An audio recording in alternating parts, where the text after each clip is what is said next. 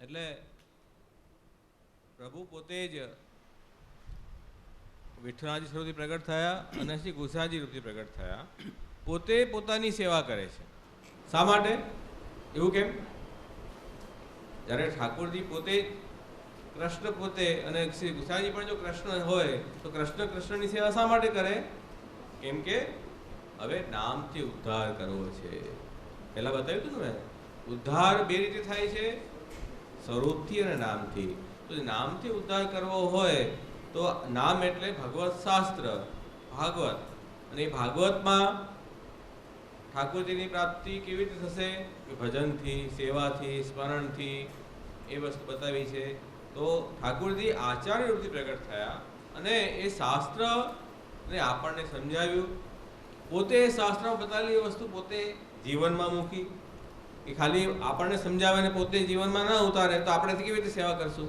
તો પોતે પણ એ સેવા, ભજન, ભક્તિ પોતાના જીવનમાં ઉતારી આપણને પણ એ વાત સમજાવી કે આપણે પણ ભગવત સેવામાં જોડાઈએ. એટલા માટે અપન કી આપી સેવા કરત. કેમ કે નામથી ઉદ્ધાર, નામ લીલા દ્વારા ઉદ્ધાર કરવો છે. એટલા માટે આચાર્ય રૂપથી, આચાર રત્ન તરીકે શ્રી ગુસાઈજી પ્રગટ થયા અને પોતે જ પોતાની સેવા કરી રહ્યા છે આપણા જીવોને. આ લીલા છે ભગવાનની. ભગવત લીલામાં તો કોઈ એક સ્વામી અને સેવક હોય એ લીલા છે ને. લીલામાં તો બધું હોય. જેમ ગોવિંદ સ્વામી છે તો ગોવિંદ સ્વામી તો શ્રીનાથજી સાથે રમતા હતા, શ્રીનાથજી પણ રમતા હતા. અને એમાં તો રમવામાં તો કંઈ દરેક રીતે સ્વામીની મર્યાદા ન જળવાય. જેમ કાંકરી મારીને રમતા હતા તો શ્રીનાથજી કાંકરી મારી તો ગોવિંદ સ્વામીએ પણ શ્રીનાથજીને કાંકરી મારી સામે. તો શ્રીનાથજી કમ્પ્લેન કરી શ્રી ગુસાઈજીને કે આ મને કાંકરી મારે છે તમારો સેવક. તો શ્રી ગુસાઈજી પૂછ્યું એવું ન કરાય. તો કે એમને કહો એ પણ તો મારે છે કાંકરી. તો લીલામાં તો આવું બધું ચાલે. એમાં સ્વામીને પણ સેવક મારે એવું પણ થઈ શકે. આ તો પુષ્ટિ ભાવ છે, પ્રેમનો ભાવ હોય બધું થઈ શકે છે. તો આપન કી આપી સેવા કરત, એવી સેવા શીખવાડી, એવી સેવા કરો પ્રેમથી કે પ્રભુ પણ તમારી સાથે રમવા લાગે. તો એ પોતે કરીને શીખવાડે. આપ સેવા કરી શીખવે શ્રીહરિ, ત્યારે તો સમજાય ને. આ પદ છે જેમાં આ વાત સમજાવી છે કે યદ્યપિ શ્રી ગુસાઈજી પોતે કૃષ્ણ સ્વરૂપ હોવા છતાં પણ આપણને કૃષ્ણ સેવા પોતે બી કરે છે અને આપણને પણ કૃષ્ણ સેવા સદા કાર્ય એનો ઉપદેશ આપે છે કે આપની પ્રભુ આપુન સેવક અપનો રૂપ ઉર ધરત. પોતે જ પ્રભુ છે અને પોતે જ પાછા સેવક પણ છે. અને આપનો જ રૂપ જે છે તે હૃદયમાં ધરીને અને એમને સેવિંગ કરે છે. આપ નેમ ધર્મ સર્વ જાનત. પોતે બધું નિયમ ધર્મ જાણે છે અને મર્યાદાને અનુસરીને દેખાડે છે કે હું આચાર્ય તરીકે હવે પ્રગટ થયો છું. તો આપણે શ્રી ગુસાઈજીની આચાર્ય મર્યાદા પણ રાખવી જોઈએ. ઘણીવાર એક વાત સમજવાની જેવી છે કે જ્યારે ગુસાઈજીનું આપણે ધ્યાનનું મંગલાચરણ જોયું, સાયમ કુંજા લેસ્થાસન ઉપવિલસત, એમાં શ્રી ગુસાઈજીનું આચાર્ય સ્વરૂપનું ધ્યાન છે. શ્રી ગુસાઈજી સંધ્યાવંદન કરી રહ્યા છે. આપણે જનોઈ ઉપનયન ઉપનીત જનોઈ આપણે ધારણ કરેલી છે, તિલક છે માથા મસ્તક ઉપર. તો આચાર્ય રૂપથી પ્રગટ થયા છે. તો આચાર્ય મર્યાદા આપણે પણ જાળવવી જોઈએ. અને જ્યારે બેઠકજીમાં શ્રી ગુસાઈજી બેઠકમાં જઈએ ત્યારે આપણે આચાર્ય રૂપથી એમની સેવા કરવી જોઈએ. યદ્યપિ વસ્તુતઃ કૃષ્ણ પ્રભુ કૃષ્ણરૂપ હોવા છતાં પણ જે કૃષ્ણ સેવામાં જે આપણે જે પ્રકાર કરીએ છીએ એ પ્રકાર શ્રી ગુસાઈજીની સેવામાં ન થાય. ત્યાં આચાર્ય મર્યાદા. ગુસાઈજી સંધ્યાવંદન કરે, ગૌમુખી હોય, ભાગવતનો પાઠ કરે અને ભગવત લીલાના કીર્તન ગુસાઈજી અગર તમે ગાઓ આનંદથી ગાઓ. પણ શ્રી ગુસાઈજીને કૃષ્ણ સ્વરૂપ બનાવીને આપણે અથવા સામનીજી સ્વરૂપ બનાવીને સેવા કરીએ એ રસાભાસ થાય છે. કેમ કે શ્રી ગુસાઈજીને એવી ઈચ્છા હોય તો એમ પ્રગટ થાત ને, આચાર્ય રૂપથી કેમ પ્રગટ થયા? તો આ આચાર્ય મર્યાદા જાણવી છે. આપન નેમ ધર્મ સબ જાણત મર્યાદા અનુસરત. મર્યાદા અનુસરીને આચાર્ય રૂપથી આ પ્રગટ થયા છે. તો શ્રી સ્વામી ગિરધર શ્રી વિઠ્ઠલ ભક્ત વત્સલ વપુ ધરત.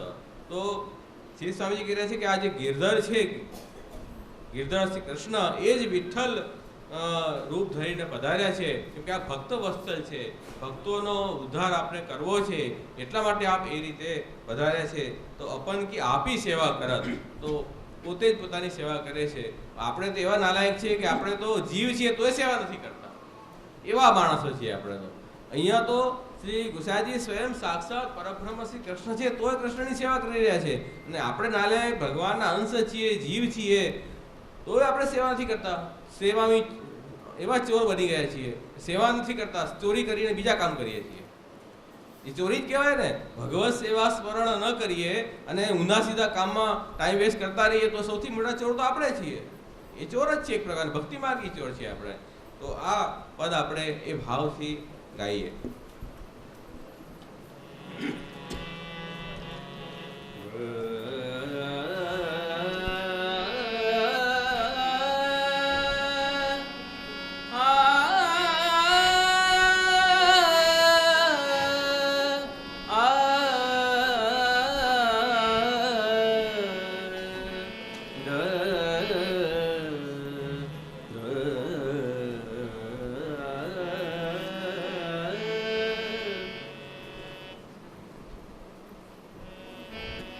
राग मालकुश, ताल झप ताल 10 मात्रा.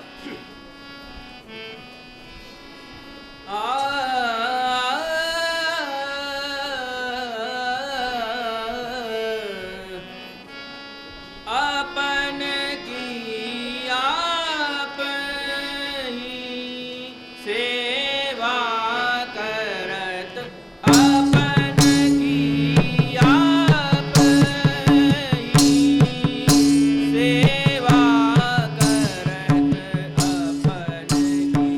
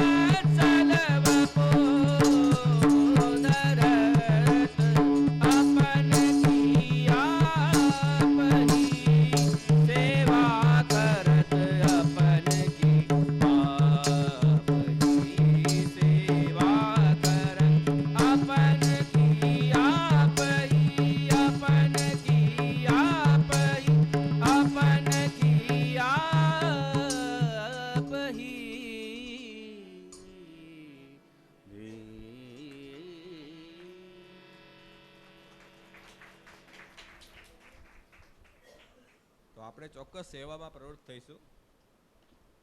શ્રી ગુસાઈજી પોતે સેવા કરે છે, પોતે કૃષ્ણરૂપ હોવા છતાં, તો આપણે કેમ સેવા નહીં કરીએ? આપણે પણ ઠાકોરજીની સેવામાં નિત્ય નિયમથી જઈશું. આપણા ઘરમાં જે સ્વરૂપ બિરાજી રહ્યા છે એવો નિયમ અવશ્ય દરેક બાળકનો, જુવાનનો, વૃદ્ધનો, બધાનો હોવો જોઈએ કે ઠાકોરજી ઘરમાં બિરાજતા હોય તો ઝારીજી ચરણસ્પર્શ ભોગ ધરવું, આટલો સેવાનો ક્રમ તો અવશ્ય હોવો જોઈએ. નહીં તો ઝારીજી ભર્યા વગર પાણી પીવાનું મન કેમ થાય છે?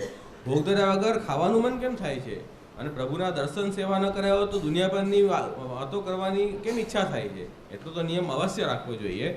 ટાઈમ નથી મળતો, ટાઈમ કરીને લઈને કહીને કરશો શું તમે? જિંદગી નીકળી જશે તમારી. ટાઈમ તો ટાઈમ જ છે. ટાઈમ નથી મળતો, ટાઈમ મળશે તો શું કરશો? મને એ સમજાતું નથી. તો આપણને કે આપી સેવા કરત, શા માટે? આપ સેવા કરી શીખવે શ્રી હરિ, આપણને શીખવાડી રહ્યા છે એટલા માટે. અને એ શ્રી ગુસાઈજી સાક્ષાત સ્વયં પરમાત્મા પરબ્રહ્મ શ્રી કૃષ્ણ છે, એમાં કોઈ જાતની શંકા નથી. પણ આપણા કલયુગી જીવ છે, આપણને શંકા થાય. એ તો બધું લખેલી વાતો, એવું થોડી હોય કંઈ.